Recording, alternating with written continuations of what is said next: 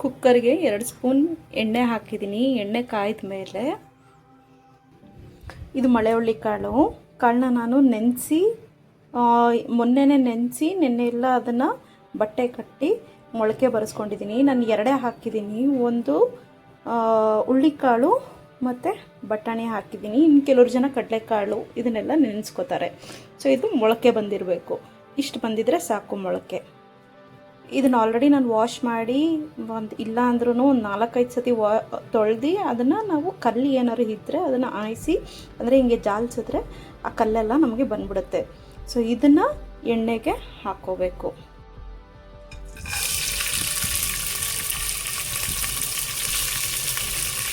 ನಾನು ಸ್ವಲ್ಪ ಜಾಸ್ತಿ ನೆನೆ ಹಾಕ್ಬಿಡ್ತೀನಿ. ಯಾಕಂತಂದರೆ ಒಂದು ಟೈಮ್ ಉಪ್ಸಾರಿಗಾಗುತ್ತೆ, ಇನ್ನೊಂದು ಟೈಮ್ ಈ ಥರ ಮಳೆ ಹುಳಿ ಕಾಳು ಸಾಂಬಾರಿಗಾಗುತ್ತೆ ಅಂತ ಹೇಳಿ. ಅದು ಅಲ್ಲದೆ ಇವಾಗ ಬೇಸಿಗೆ ಇರೋದ್ರಿಂದ ಸ್ವಲ್ಪ ಹೀಟ್ ಜಾಸ್ತಿ ಆಗುತ್ತೆ ಬಾಡಿ. ಆ್ಯಂಡ್ ಇದು ಬಂದು ಸ್ವಲ್ಪ ತಂಪಿರುತ್ತೆ, ಯಾಕಂತಂದರೆ ಮೊಳಕೆ ಕಟ್ಟಿರ್ತೀವಲ್ವ ತಂಪಿರುತ್ತೆ. ಸೊ ಕಾಳು ಹಾಕಿದ್ಮೇಲೆ ಎಣ್ಣೆಯಲ್ಲಿ ಚೆನ್ನಾಗಿ 1 ನಿಮಿಷ ಉರಿಬೇಕು. ಆ ಹಸಿದು ಏನೇ ಸ್ಮೆಲ್ ಇದ್ರೂ ಅದು ಹೋಗಬೇಕು. ಸೊ ಎಣ್ಣೆಲೇ ಚೆನ್ನಾಗಿ ಅದನ್ನು ಉರಿಬೇಕು. ಇದು ಚೆನ್ನಾಗಿ ಫ್ರೈ ಆಗಲಿ 1 ನಿಮಿಷ. ಅಷ್ಟೊತ್ತಿಗೆ ನಾವು ಮಸಾಲೆ, ಇದಕ್ಕೆ ಏನು ಮಸಾಲೆ ಬೇಕು ಅದನ್ನು ನಾವು ರೆಡಿ ಮಾಡ್ಕೊಳ್ಳೋಣ ಬನ್ನಿ. ಸೊ ಮಿಕ್ಸಿ ಜಾರಿಗೆ ಈರುಳ್ಳಿ, ಬೆಳ್ಳುಳ್ಳಿ, ಶುಂಠಿ. ಆ್ಯಕ್ಚುಲಿ ನಾನು ದಪ್ಪ ಈರುಳ್ಳಿನೇ ತೊಗೊಳೋದು, ಆದರೆ ಏನಪ್ಪ ಅಂತಂದರೆ ಈರುಳ್ಳಿ ಖಾಲಿ ಆಗಿತ್ತು. ಸೊ ಸಣ್ಣ ಈರುಳ್ಳಿನೇ ಬಳಸಿದ್ದೀನಿ, ಬಟ್ ಇದರಲ್ಲಿ ಸ್ವಲ್ಪ ರುಚಿ ಜಾಸ್ತಿ ಇರುತ್ತೆ.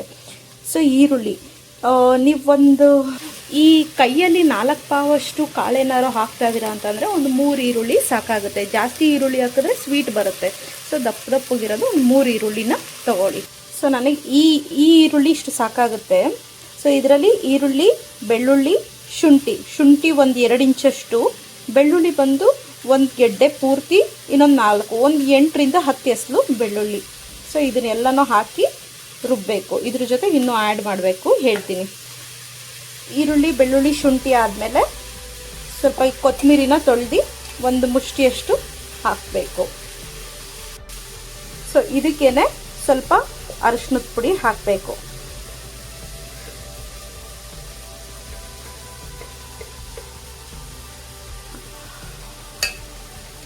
ಒಂದು ಅರ್ಧ ಸ್ಪೂನ್ ಅರಿಶಿನದ ಪುಡಿ. ಸೊ ಇಷ್ಟೇ. ಇಲ್ಲಿ ನಾನು ಹಾಕಿರೋದು ಕೊತ್ತಂಬರಿ ಸೊಪ್ಪು, ಅರಿಶಿನದ ಪುಡಿ, ಈರುಳ್ಳಿ, ಬೆಳ್ಳುಳ್ಳಿ, ಶುಂಠಿ ಇಷ್ಟನ್ನು ಹಾಕಿ ರುಬ್ಬಬೇಕು. ನೀಟಾಗಿ ಇದನ್ನು ರುಬ್ಕೊಂಡು ಬರೋಣ ಬನ್ನಿ. ಇದು ಚೆನ್ನಾಗಿ ಫ್ರೈ ಆಗಿದೆ. 2 ನಿಮಿಷವರೆಗೂ ಚೆನ್ನಾಗಿ ಹುರಿದಿದ್ದೀನಿ. ಸೊ ಇದು ಫ್ರೈ ಆಗಬೇಕಾದ್ರೆ ಆಲೂಗೆಡ್ಡೆ ಮತ್ತು ಬದನೆಕಾಯಿ. ಸೊ ಆಲೂಗೆಡ್ಡೆ ಮತ್ತು ಬದನೆಕಾಯಿ, ನಿಮ್ಮ ಹತ್ರ ಯಾವ ಬದನೆಕಾಯಿ ಇದೆ ಅದನ್ನೇ ತೊಗೊಳ್ಳಿ. ಸೊ ಅದನ್ನು ಚೆನ್ನಾಗಿ ತೊಳೆದು ಹಾಕ್ತಾಯಿದ್ದೀನಿ. ಆಲೂಗೆಡ್ಡೆ ಬದನೆಕಾಯಿನ ಹಾಕಿ ಉರಿಬೇಕು. ಮತ್ತು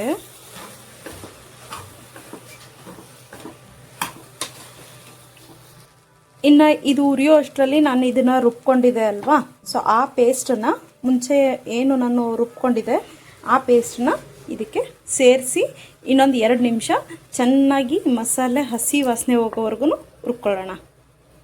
ಕಲರ್ ನೋಡಿದ್ರಿ ಅಲ್ವಾ, ತುಂಬ ಚೆನ್ನಾಗಿದೆ. ಕಲರ್ ಏನಕ್ಕೆ ಅಂತಂದರೆ ಸ್ವಲ್ಪ ಅರಿಶಿನ ಮತ್ತು ಕೊತ್ತಂಬರಿ ಸೊಪ್ಪು ಆಡಿಸಿ ಹಾಕಿರೋದ್ರಿಂದ ಈ ಕಲರ್ ಬಂದಿದೆ. ನೀರನ್ನ ಹಾಕಿ ಚೆನ್ನಾಗಿ ಆ ಮಸಾಲೆ ಎಲ್ಲನೂ ಚೆನ್ನಾಗಿ ಅಳ್ಳಾಡಿಸಿ ಆ ಮಸಾಲೆ ಎಲ್ಲ ಬಂದ ಮೇಲೆ ಸೊ ಈ ನೀರನ್ನ ಇದಕ್ಕೆ ಹಾಕೋಣ. ಇದು ಚೆನ್ನಾಗಿ ಕುದಿ ಬರಬೇಕಾದ್ರೆ ಈ ಕಾಳು ಆಲೂಗೆಡ್ಡೆಗೆಲ್ಲ ಸ್ವಲ್ಪ ಸಾಲ್ಟ್ ಇಟ್ಕೋಬೇಕಲ್ವಾ, ಅದಕ್ಕೆ ರುಚಿಗೆ ಸ್ವಲ್ಪನೇ ಹಾಕಿರ್ತೀನಿ. ಆಮೇಲೆ ಮತ್ತೆ ಇನ್ನೊಂದು ಮಸಾಲೆ ಹಾಕಿದ್ಮೇಲೆ ಇನ್ನೊಂದು ಸ್ವಲ್ಪ ಹಾಕ್ತೀನಿ. ಸೊ ಇವಾಗ ಕಾಳಿಗೆ ಮತ್ತು ಆಲೂಗೆಡ್ಡೆಗೆ ಎಷ್ಟು ಬೇಕೋ ಅಷ್ಟು ಉಪ್ಪನ್ನ ಹಾಕ್ತಾಯಿದ್ದೀನಿ ಇಲ್ಲಿ.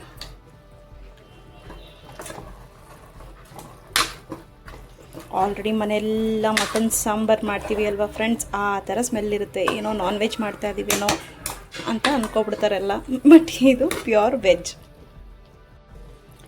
ಇದು ಬಂದು ಮೊದಲನೇ ಖಾರ ಹಾಕಿ ಅಂತ ಅಂದರೆ ಮೊದಲನೇ ಅರಿಶಿನ ಈರುಳ್ಳಿ ಹಾಕಿ ಇದನ್ನು ಫ್ರೈ ಮಾಡ್ತಾ ಇದ್ದೀವಿ. ಅರಿಶಿನ ಈರುಳ್ಳಿ ಖಾರ ಅಂತ ಹೇಳ್ತೀವಿ ನಾವು. ಇದಾದಮೇಲೆ ಎರಡನೇದು ಇನ್ನೊಂದು ಮಸಾಲೆ ಇದೆ. ಬೇಕಂತ ಅಂದರೆ ಆ ಮಸಾಲೆ ಈ ಮಸಾಲೆ ಎರಡೂ ಸೇರಿಸಿ ನಾವು ಒಂದೇ ಸತಿ ಮಾಡ್ಬೋದು. ಬಟ್ ಈ ಥರ ಮಾಡಬೇಕಾದ್ರೆ ಒಂದು ಸ್ವಲ್ಪ ಚೆನ್ನಾಗಿರುತ್ತೆ ಈ ಥರನೇ ಮಾಡೋ ಅಂಥದ್ದು. ಬಟ್ ಟೈಮ್ ಇಲ್ಲ ಅಂತ ಅಂದಾಗ ಎಲ್ಲನೂ ಒಂದೇ ಸತಿ ರುಬ್ಬಿ ಕೂಡ ಹಾಕ್ಬೋದು. ಇವಾಗ ಎರಡನೇ ಮಸಾಲೆನ ತೋರಿಸ್ತೀನಿ. ಸೊ ಇದೇ ಮಿಕ್ಸಿ ಜಾರಿಗೆನೇ ಸೊ ಇಷ್ಟು ಕಾಯಿನ ನಾನು ಕಟ್ ಮಾಡಿ ಹಾಕೋತೀನಿ. ನಿಮ್ಗೆ ಎಷ್ಟು ಸಾಂಬಾರು ಬೇಕು ಅಷ್ಟನ್ನು ನೀವು ನೋಡಿ ನೀವು ಹಾಕ್ಕೋಬೇಕು. ಸೊ ಕಾಯೆಲ್ಲನೂ ಹಾಕಿದ ಮೇಲೆ ನೆಕ್ಸ್ಟ್ ಇದಕ್ಕೆ ನಾನು ಸ್ವಲ್ಪ ಒಂದು 2 ಇಂಚಷ್ಟು ಅದೇ 1.5 ಇಂಚಷ್ಟು ಚಕ್ಕೆನ ಹಾಕೋತಾ ಇದ್ದೀನಿ.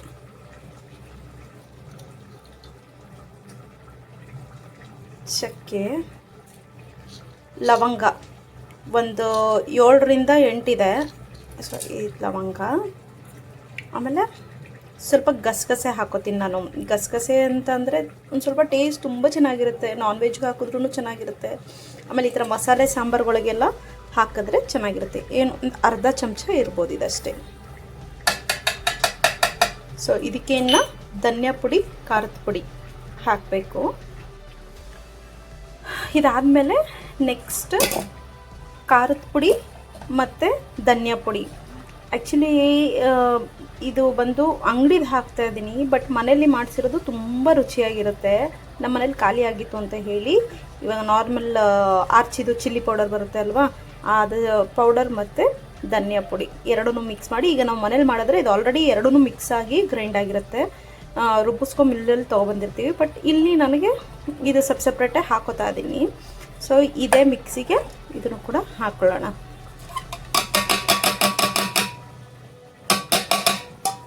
ಇಷ್ಟೂ ಚೆನ್ನಾಗಿ ರುಬ್ಬಿ ಬರೋಣ. ಸೊ ಈ ಮಸಾಲೆನ ಇದನ್ನು ಇಲ್ಲಿಗೆ ಹಾಕೋಣ. ಅದೇ ಕಾಯಿ ಮಸಾಲೆ ಏನು ರುಬ್ಬಿದೆ ಇವಾಗ ನಾನು ಅದನ್ನು ಮಿಕ್ಸ್ ಮಾಡೋಣ.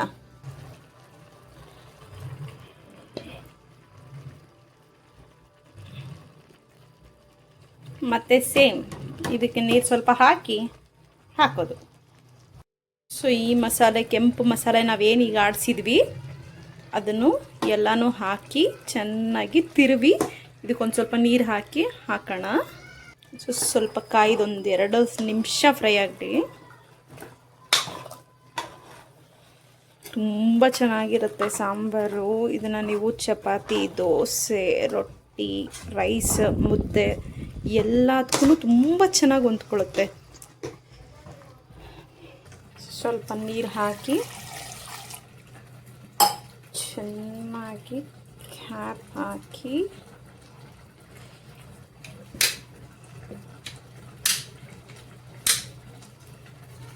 ಮತ್ತೆ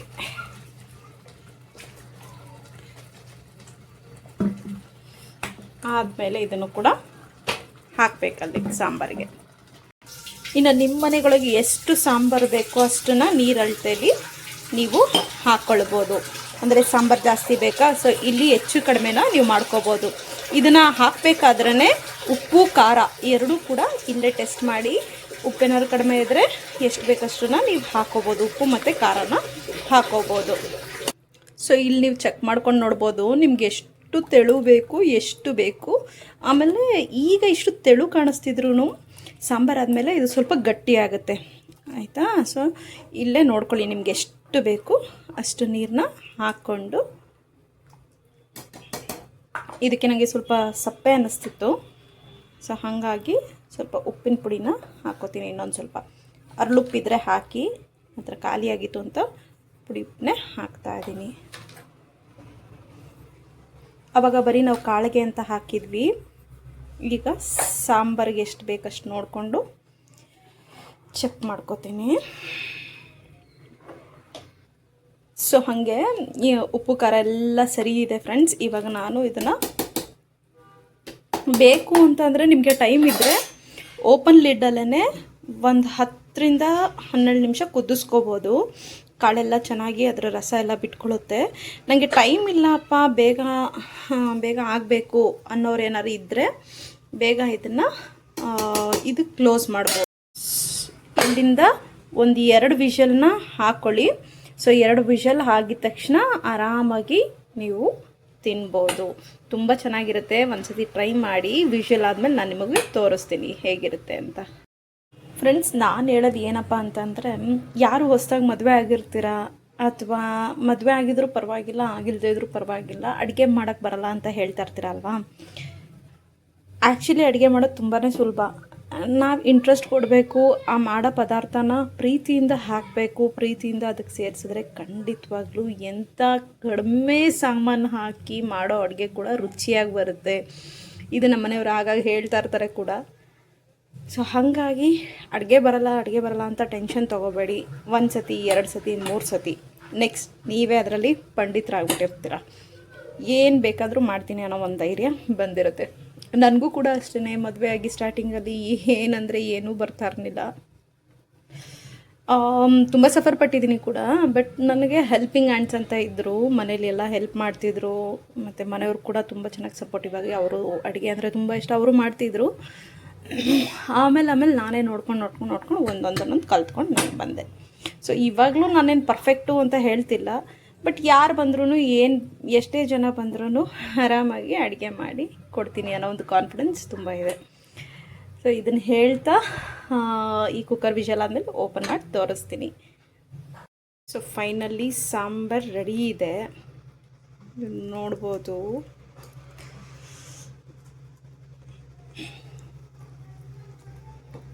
ಸೊ ಆವಾಗಲೇ ನಾನು ಸ್ವಲ್ಪ ನೀರು ಜಾಸ್ತಿ ಹಾಕಿದ್ದೆ, ಬಟ್ ಈಗ ನೋಡ್ಬೋದು ಸಾಂಬಾರಿಗೆ ಮುದ್ದೆಗೆ ಅನ್ನಕ್ಕೆಲ್ಲ ಸೂಪರಾಗಿರುತ್ತೆ.